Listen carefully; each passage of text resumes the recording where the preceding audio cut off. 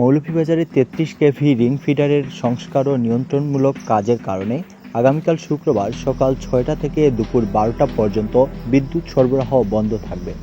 বাংলাদেশ বিদ্যুৎ উন্নয়ন board PDB জানিয়েছে, সংস্কার কার্যক্রমের অংশ হিসেবে ১১ KV DC office feeder, ১১ KV circuit house feeder এর আওতাধীন এলাকাগুলোতে বিদ্যুৎ সরবরাহ বন্ধ থাকবে। এই সময়ে বিদ্যুৎবিহীন থাকবে শহরের গুরুত্বপূর্ণ কয়েকটি এলাকা ও তৎসংলগ্ন অঞ্চল। কোর্ট রোড, বনশ্রী, ওয়াবদা রোড, ডিসি অফিস, উত্তর কলিমাবাদ, দক্ষিণ কলিমাবাদ, টিকরবাড়ি, টিবি হাসপাতাল রোড, শাহ মোস্তফা রোড ও আজাদাবাদ।